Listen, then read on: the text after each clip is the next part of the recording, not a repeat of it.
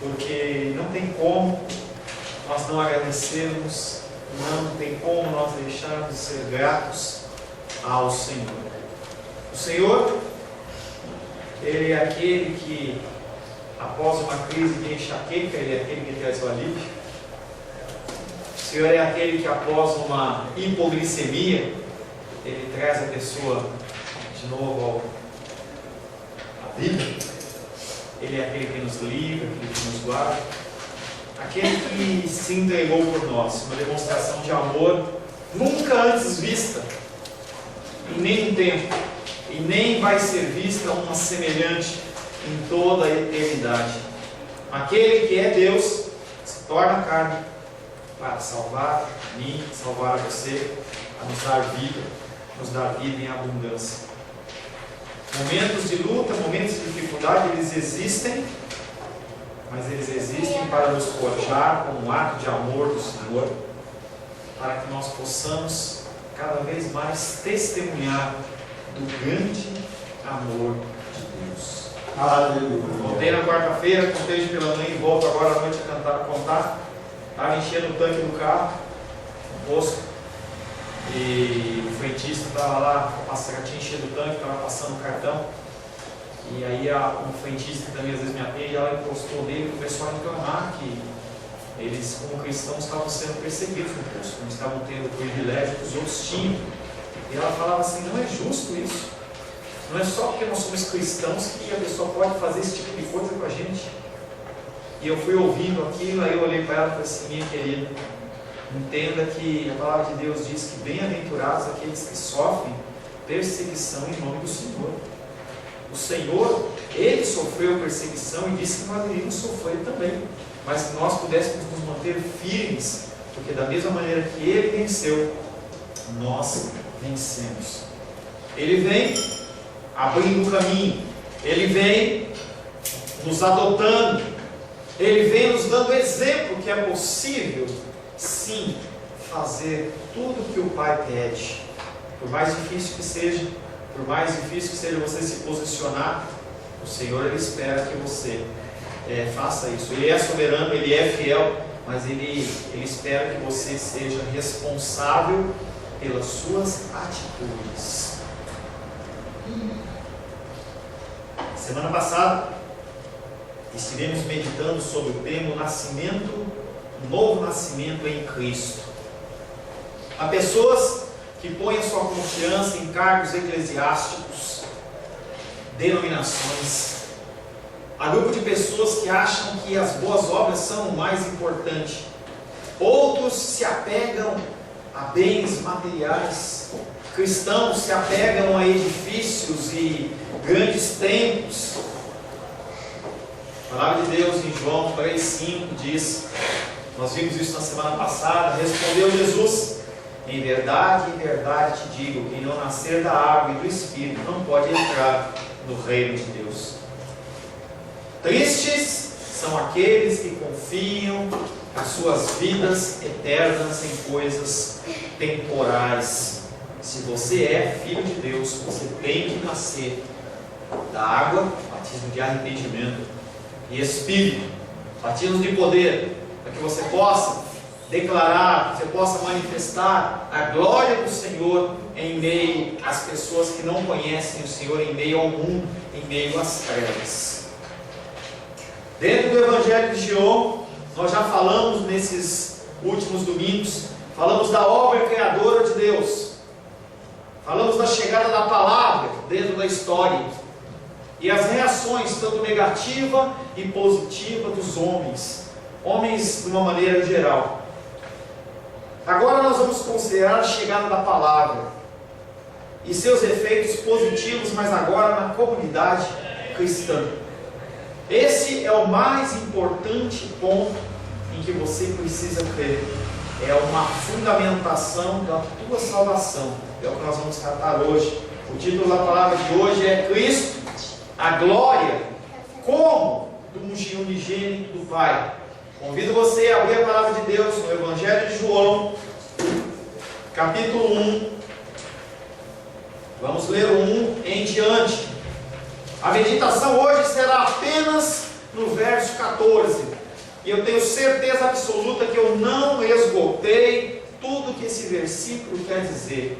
Um versículo de poder, um versículo de força, um versículo que vem para confrontar e para gerar ânimo no seu coração. A palavra de Deus no Evangelho de João, capítulo 1, verso 1 em diante, diz o seguinte: no princípio era o Verbo, e o Verbo estava com Deus, e o Verbo era Deus. Ele estava no princípio com Deus. Todas as coisas foram feitas por intermédio dele, e sem ele, nada do que foi feito se fez. A vida estava nele, e a vida era a luz dos homens. A luz resplandece nas trevas, e as trevas não prevaleceram contra ela. Houve um homem enviado por Deus, cujo nome era João. Este veio como testemunha, para que testificasse a respeito da luz, a fim de todos virem a crer por intermédio dele. Ele não era luz, mas veio para que testificasse da luz, a saber, a verdadeira luz, que vindo ao mundo, ilumina todo homem. O Verbo estava no mundo. O mundo foi feito por intermédio dele, mas o mundo não o conheceu. Veio para os que eram seus, e os seus não o receberam.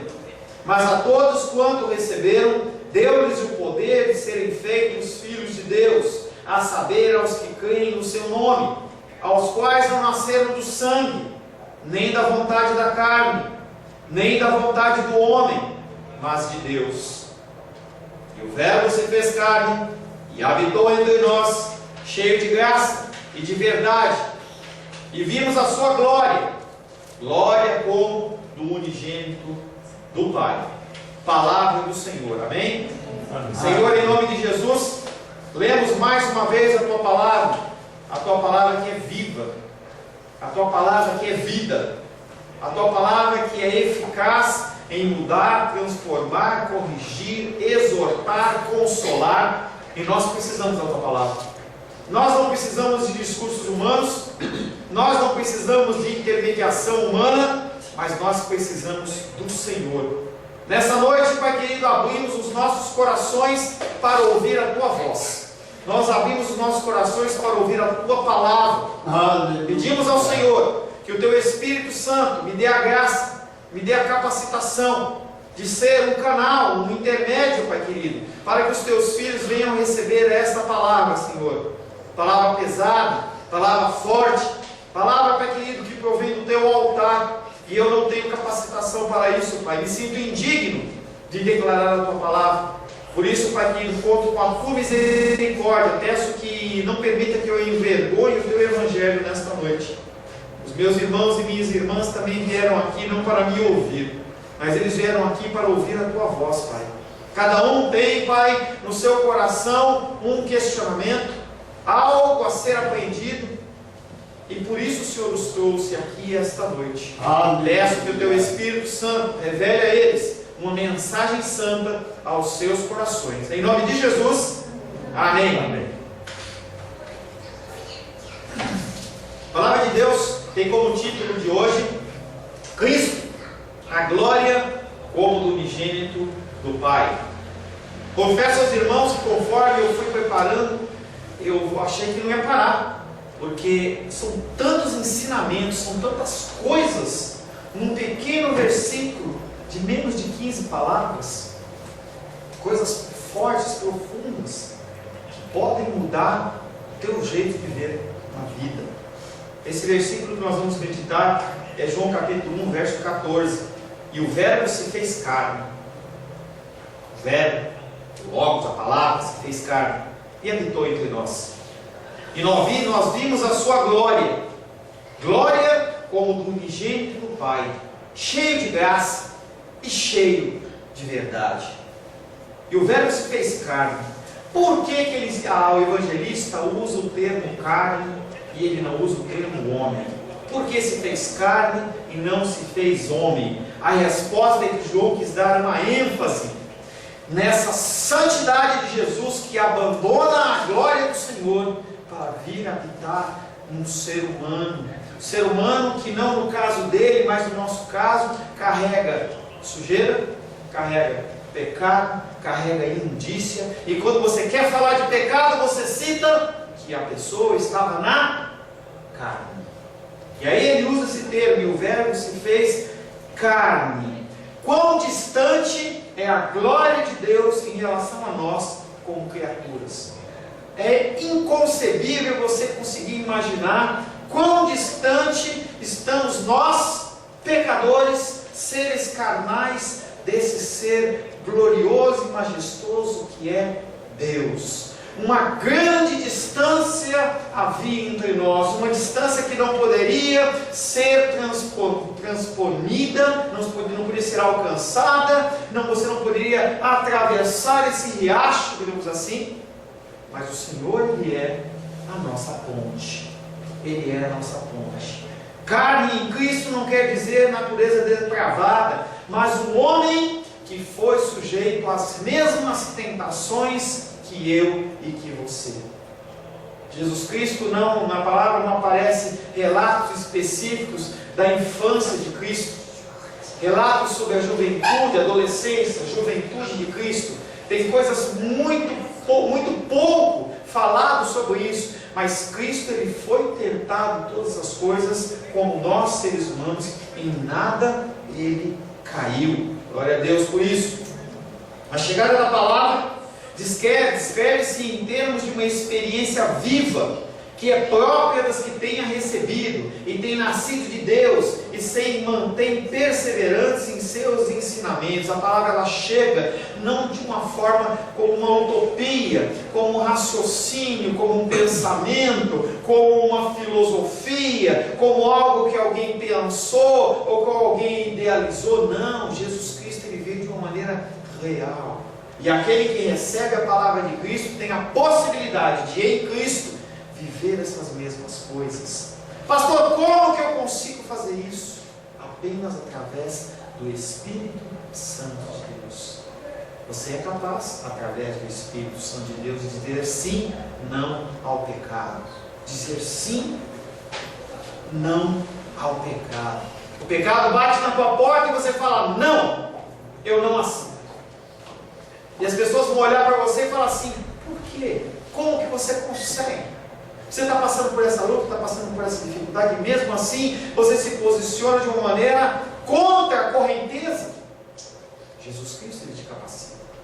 Jesus Cristo, Ele permite, Ele te propicia que você consiga fazer isso, porque Ele foi sacrifício por mim e por você na cruz do Calvário, o sacrifício definitivo. Vamos entender o alcance desse versículo, porque aqui o versículo verbo, a palavra verbo tem um duplo significado. Esse verbo ele é um projeto de Deus, mas também ela é a palavra criadora de Deus. O projeto divino realizou-se na existência humana, em Cristo. Se você parar para pensar um pouco, é capaz de você ficar maluco. E às vezes eu começo a fazer umas brincadeiras em casa, e a Luísa, minha filha, olha para mim e fala assim, papai, você está maluquinho. Se a gente começar a pensar nisso, você vai ficar maluquinho. Esse ser, ele se encarna para me libertar do jugo da escravidão, do jugo do pecado, do jugo do mundo e do meu próprio eu. São 3 bolas de ferro que te arrastam: o diabo, o mundo e o seu eu. E isso é quebrado em Cristo. Através de Cristo isso é quebrado. As pessoas começam a olhar para você e falam assim, por que você age assim? Por que você está agindo dessa maneira? E a gente falava hoje pela manhã sobre a perseguição. A perseguição é um fator inerente do cristão. O sofrimento é uma marca do cristão. Nós temos falado domingo após domingo, não é a felicidade que o mundo dá. Você sofre, mas você é feliz em Cristo. Você cumpre o seu propósito na terra. A plenitude da vida brilha em um homem, e ela é visível, ela é acessível, ela é palpável, não é alguém que está longe, que você não pode alcançar. Não é alguém que você precisa ir lá acender uma vela, pagar uma romaria, ir ajoelhado. Não, você não precisa disso. Esse Jesus é um Jesus real. 1 João capítulo 1, verso de 1 a 3 diz o seguinte: o que era desde o princípio, João falando com as pessoas que estavam ouvindo ele. o que era desde o princípio, Jesus, o que temos ouvido, você ouve a sua voz, Ele é o meu pastor. O que temos visto com nossos próprios olhos, você não tem a visão física de Cristo, mas você vê a manifestação dele na sua vida. O que contemplamos, e as nossas mãos apalparam, com respeito ao verbo da vida, o que temos visto e ouvido, anunciamos também a vós outros. Igualmente, mantenhais comunhão conosco. Ora, a nossa comunhão é com o Pai e com o seu Filho, Jesus Cristo. Gente, Jesus Cristo, Ele é real. Jesus Cristo, Ele é real. Vou arriscar cantar, me ajuda aí, Seba. Ele é realidade. Ele é realidade. Ele não é sonho. Ele é real. Ele é realidade. Ele é realidade. Ele não é sonho. Ele é real. Jesus é real. Aleluia. Ele está junto de você. Em meio à sua luta e dificuldade, Ele não te abandona. Manifesta-se então o homem que encarna o projeto de Deus para levar os homens à condição de filhos. Se não fosse Cristo, você não poderia ser adotado na família de Deus. O homem que é Deus estava presente na terra. Ele era a presença do Pai entre os homens, o Deus gerado pela comunicação plena da vida. Era totalmente o Senhor Jesus Cristo. Ele não veio para se doar por metade. Por isso que Ele espera que você também se entregue como por todo, inteiro. Não entrega só uma partezinha. Tem uma ilustração que diz que às vezes a gente tem o quartinho da bagunça. E aí a ilustração diz o seguinte, uma ilustração conhecida, que a pessoa aceitou Jesus Cristo, e aí foi lá na porta, o diabo bateu na porta, o cara abriu, o diabo bateu nele, e aí ele vai lá no quarto, lá onde deixou Jesus, e fala: Jesus, eu apanhei do diabo, onde você estava? Eu falava: então onde você me deixou? Você me deixou aqui no quarto, eu estou cuidando do quarto, eu não vi diabo nenhum aqui. Passou um dia e falou: não, então Jesus, você pode cuidar também da cozinha, pode cuidar também da porta da sala. Aí passou outro dia, o diabo foi lá e bateu numa outra porta de entrada, uma porta que não era guardada pelo Senhor. E aí essa ilustração diz que o diabo foi lá e deu mais uma surra naquele homem. E ele vai lá e fala: Jesus, você não guardou, esse diabo veio aqui de novo e me bateu. Mas você falou para mim cuidar do quarto da cozinha, é a parte que eu estou cuidando, então você cuida da parte inteira de baixo, Jesus. E aí o cara estava deitado lá no quarto dele, na parte superior, bate na janela, o diabo entra e dá-lhe uma surra de novo. Ele fala: Jesus, mas eu já me entreguei para você a parte de baixo da casa. Ele falou: pois é, aqui eu não vi diabo nenhum. A nossa vida tem sido isso. Você vai entregando a sua vida a Cristo em parcelas. Tem pessoas que têm dificuldade de entregar as finanças, tem pessoas que têm dificuldade de entregar a sua vida, de batizar, de fazer uma oração, tem dificuldade de entregar o seu trabalho, tem dificuldade em entregar a sua sexualidade. A pessoa tem dificuldade: não, essas coisas deixa que eu resolvo. Não, Cristo, Ele resolve tudo. Ele é aquele que é a realidade. Jesus é o Filho do homem. E Ele também é o Filho de Deus, aquele que recebeu a plenitude da vida divina, e Ele é Deus. Se alguém pode fazer alguma coisa por você, é Jesus, não é homem. Eu não posso fazer nada por você. Teu pai não pode fazer nada por você, teu marido, tua esposa, teu filho, nada. São coisas pequenas. Você tem que entregar a sua vida e os seus caminhos nas mãos do Senhor. É Ele que pode te guardar. Aleluia.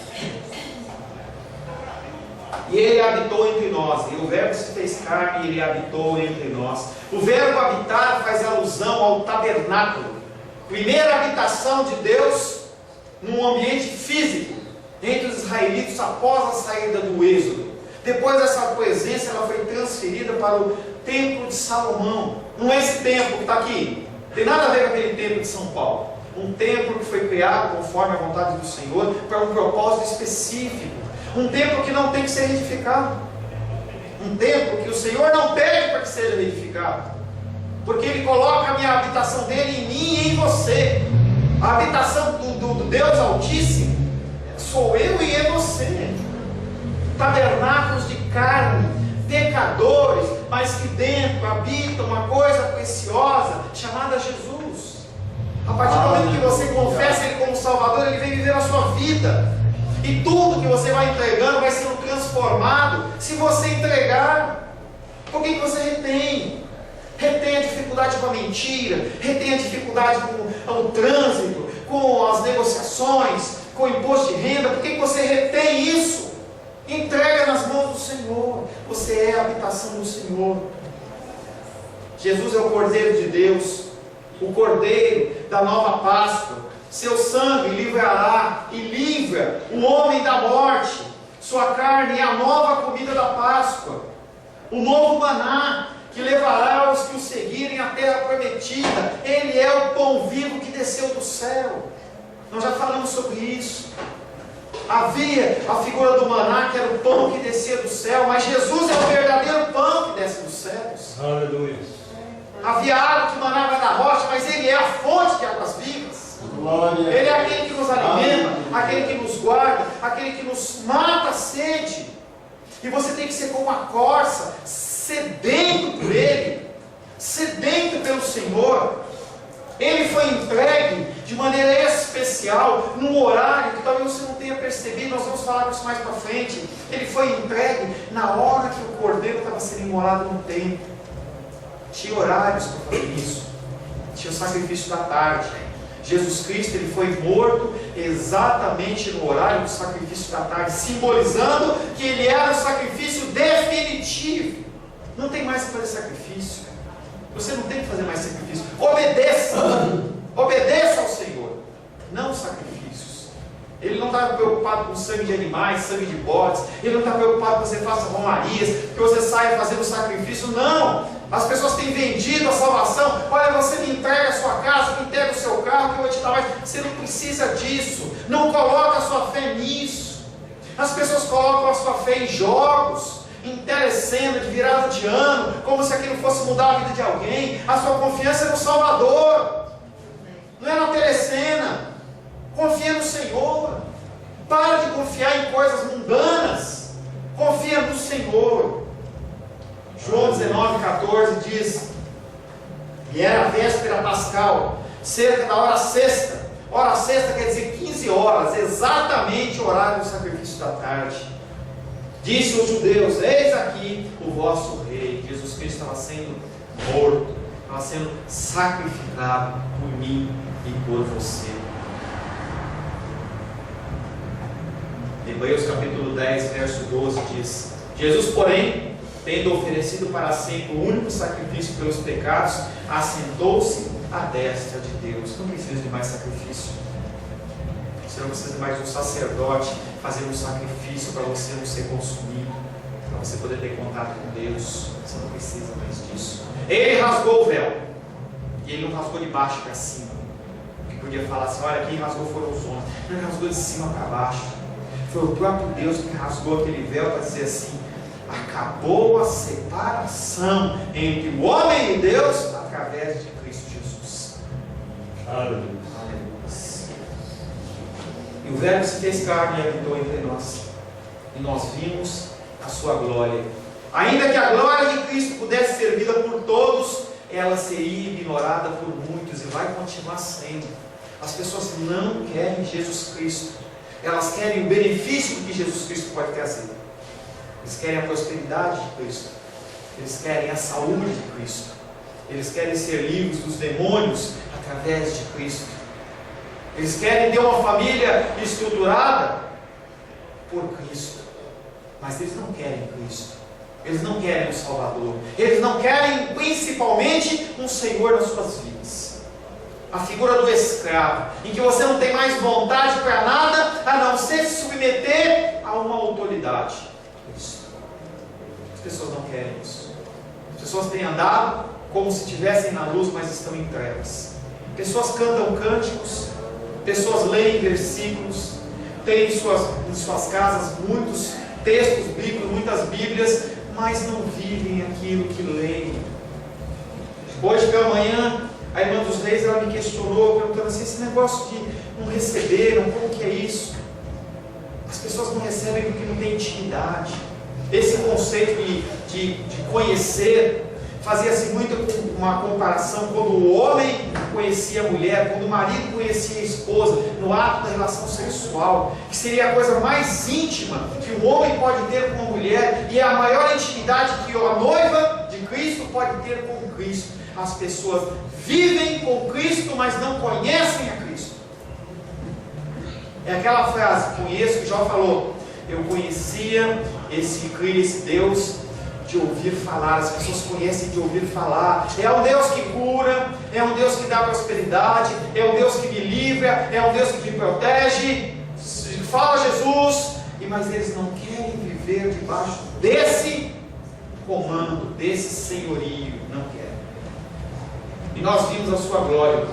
Ela foi ignorada por muitos, mas por causa da cegueira. Pastor, eu estou aqui, eu entendo e eu ouço, glórias a mim. Não, glórias a Deus. Se o Espírito Santo não tivesse te tocado, você não estava enxergando nada. Você lê a Bíblia como os outros leem. O Espírito Santo, ele é aquele que te toca e te traz a revelação da palavra.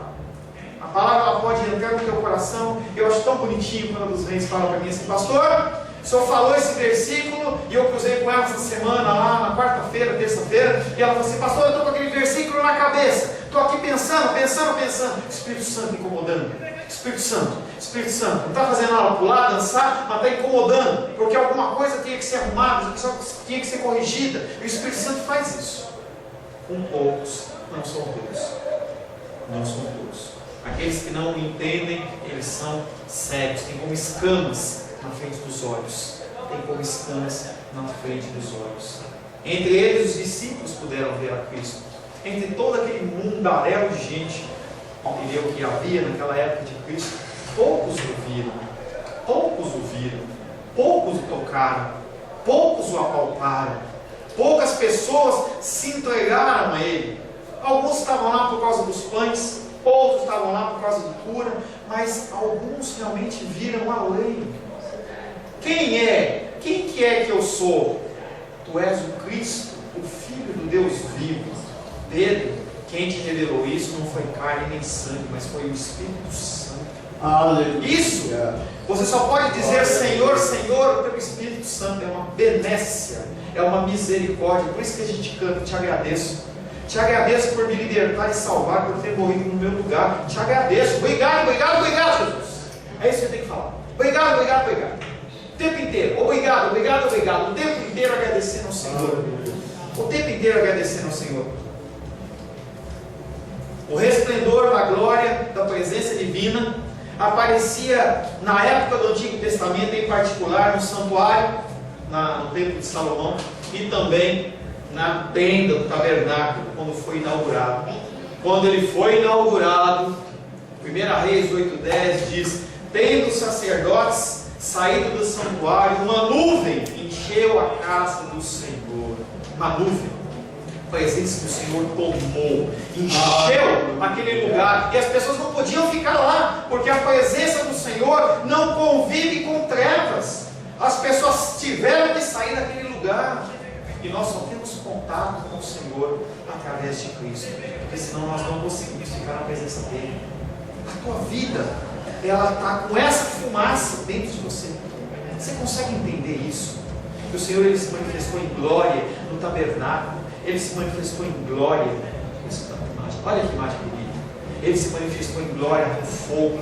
Ele se manifestou em glória com nuvem. Mas hoje ele se manifesta na sua vida, através da sua palavra, através do seu proceder, através da sua demonstração de amor, de carinho, de afeto, com aqueles que te servem, com aqueles que não são seus. Esse fogo não é mais necessário. Você não precisa mais ficar cultuando Deus de uma forma judaica. Você não precisa usar kippá, você não precisa usar talit, é bonita aquela roupa, mas não precisa mais, porque a manifestação de Deus é dentro do teu coração para fora. É isso que o Senhor fala. Ide e pregar o Evangelho. Vai, fala o que você tem vivido, fala o que você tem passado, como Deus tem tratado a sua vida. É isso que o mundo precisa ouvir. No Antigo Testamento, a glória de Deus manifestava-se através da nuvem, através do fogo. Mas a ideia da luz é que se associava mais literalmente com a sua glória. No Antigo Testamento, a glória de Deus, uma outra imagem que eu tenho aqui, do templo, também do templo onde se manifestava a glória do Senhor. No Antigo Testamento, a glória manifestava-se também com frequência através da ira. Que é isso, pastor? Como é que você pode misturar a glória de Deus com ira? A glória de Deus tem tudo a ver com a ira. Parte da ira do Senhor é a manifestação da glória dele. Números, capítulo 14, versos 10 a 12 diz: apesar disso, toda a congregação disse que os apedrejassem. Porém, a glória do Senhor apareceu na tenda da congregação a todos os filhos de Israel. E disse o Senhor a Moisés: até quando me provocará este povo? Até quando não crerá em mim, a despeito de todos os sinais que fiz no meio dele?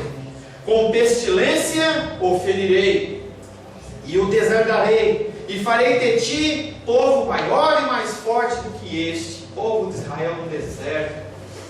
O pessoal está indignado. Saudade dos melões do Egito. Lembra quando você tem saudade dos melões do Egito? Tem um pastor conhecido meu, que eu oro às vezes por ele. Eu confesso para você que eu deveria orar mais, e que ele fala assim: eu era mais feliz quando eu servia a Satanás do que servia esse Deus. A pessoa está olhando para o melão do Egito, está olhando para o momento atual. O inferno manifesta a glória de Deus através da ira, através da justiça, através do juízo.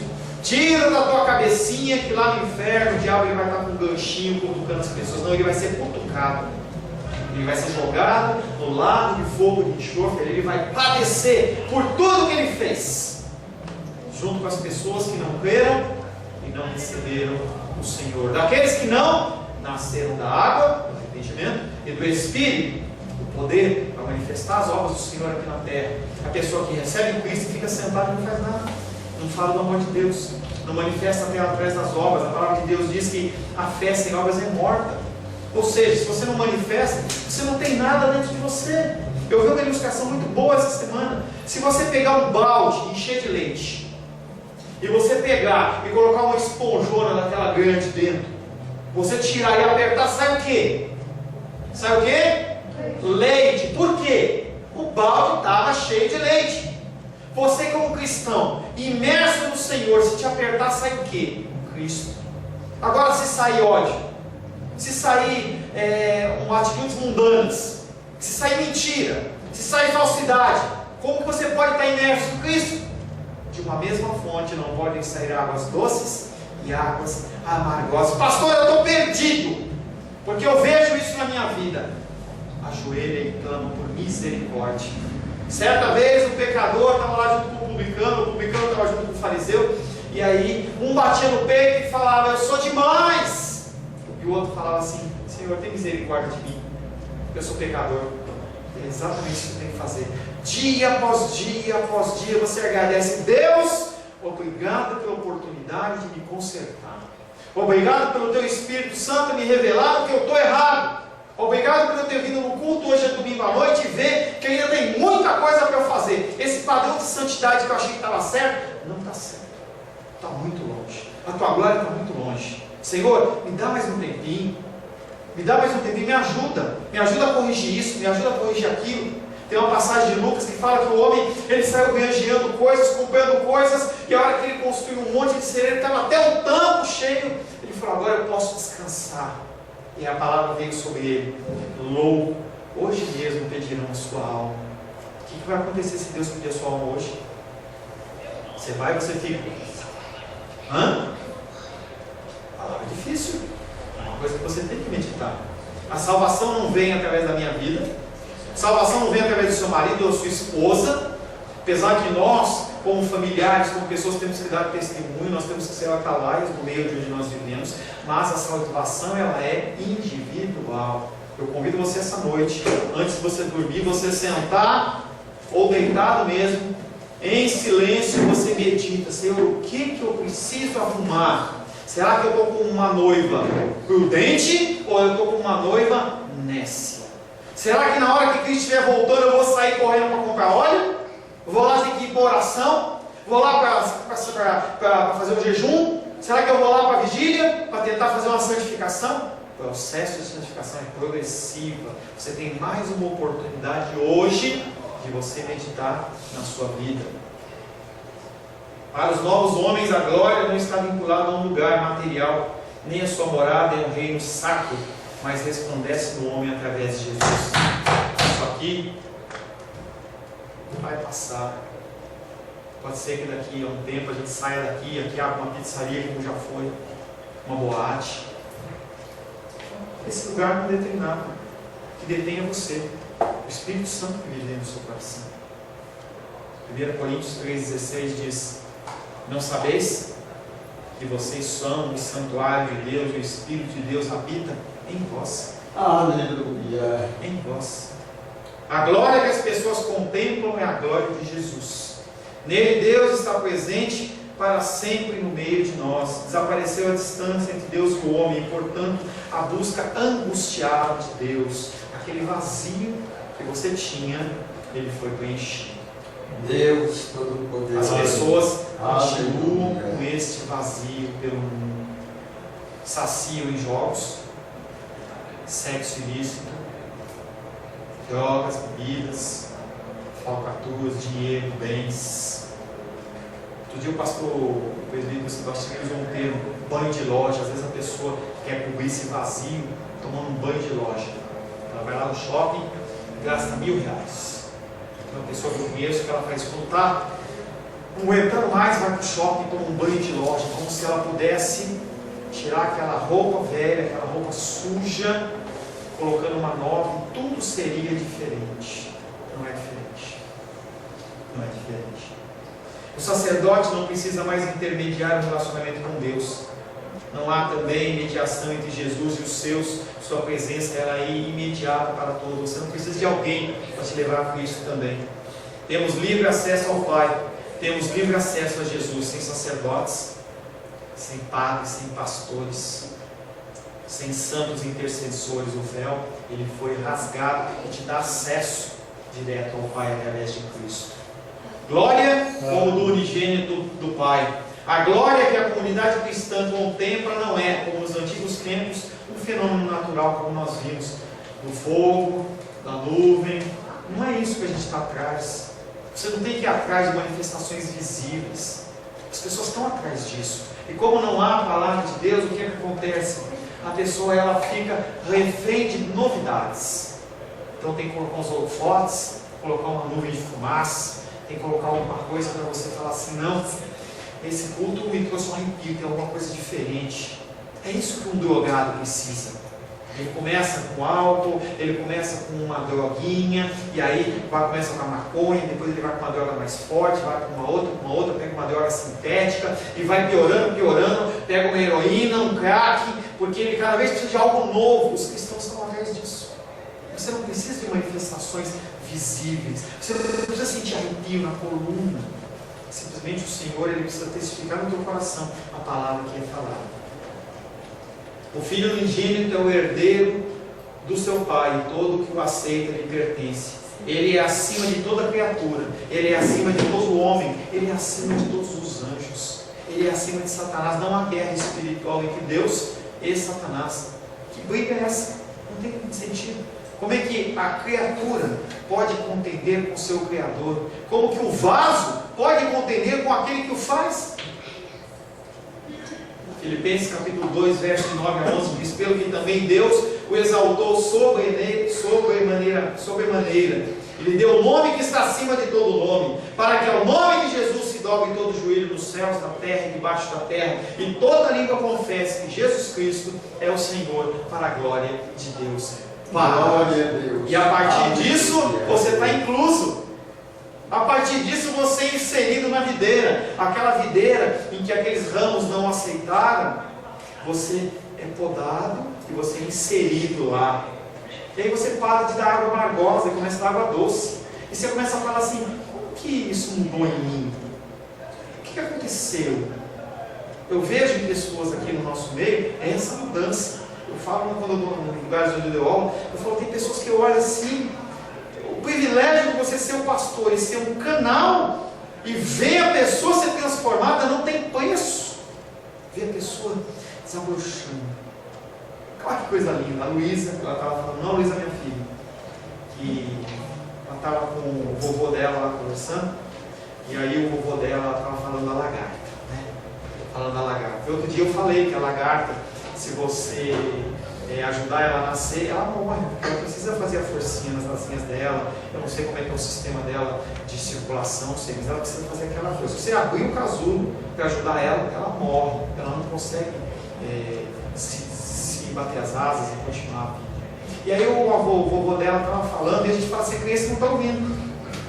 Falando lá um negócio, sabia, Sofia, que a lagarta é uma coisa, como é que é, Lu?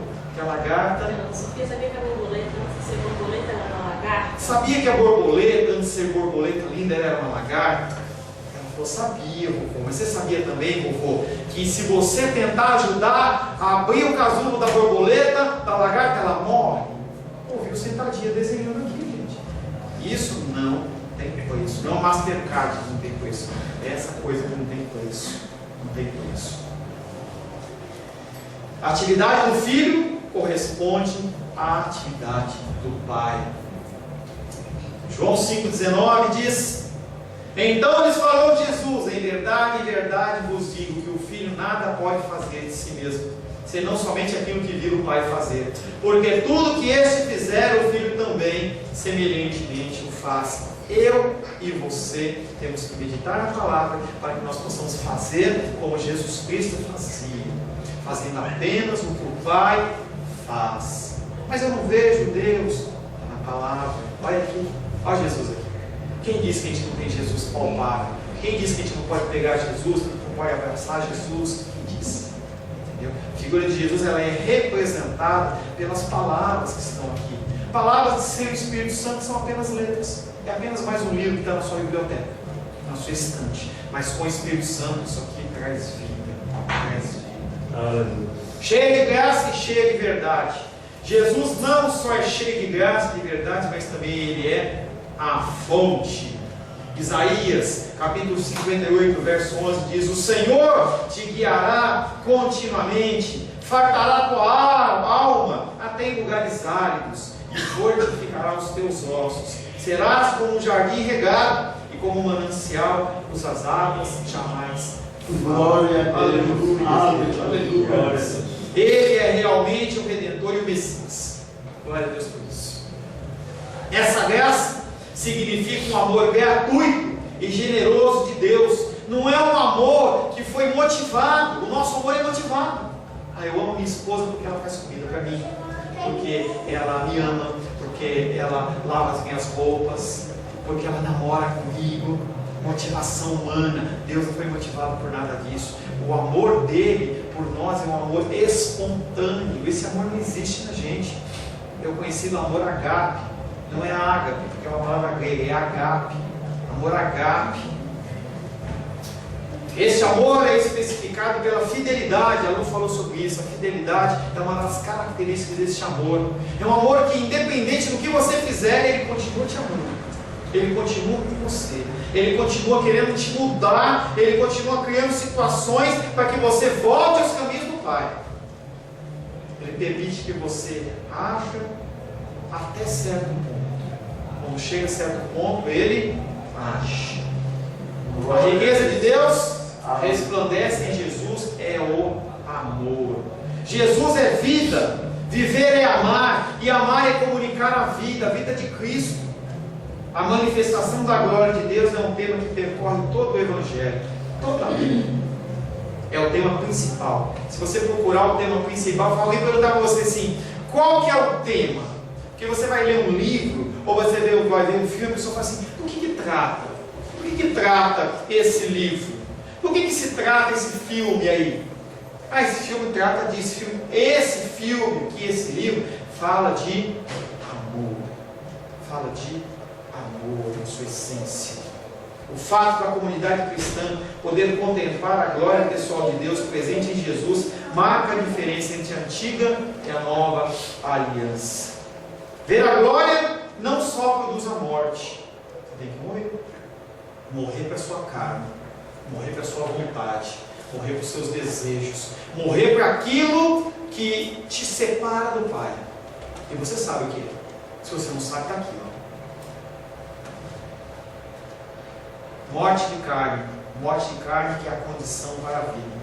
Quem não morrer, não pode chegar a crer. E quem não crer, não pode ver a glória de Deus. O Verbo se fez carne e habitou entre nós, e nós vimos a sua glória, glória como do unigênito do Pai, cheio de graça e cheio de verdade. Feche seus olhos. Aleluia.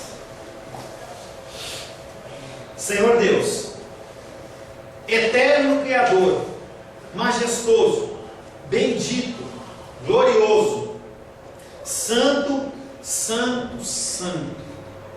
Te louvamos, Pai, porque estamos neste lugar. Te louvamos porque nós temos a oportunidade de ouvir a Tua palavra.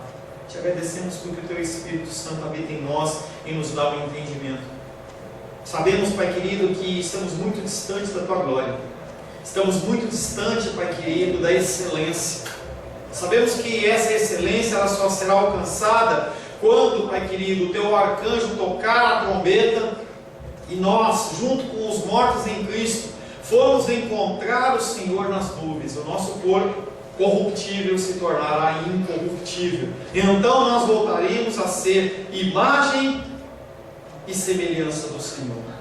Enquanto vivemos aqui na terra, padecemos. Enquanto vivemos a terra, nós sofremos, nós erramos, nós pecamos e contamos com o Teu Espírito Santo para agir nas nossas vidas, Pai. Pai querido, não permita que essa noite seja desperdiçada, que antes de dormir, Pai querido, cada um de nós possamos meditar nos caminhos que temos andado. E o Senhor, Pai querido, através do Teu Espírito, Pai querido, que vem nos convencer do pecado, da justiça e do juízo, possa gerar em nós mudança e transformação. Te louvamos nesta noite, e se o Senhor assim o permitir, nos capacitar, te louvaremos hoje e sempre. Em nome de Jesus. Amém.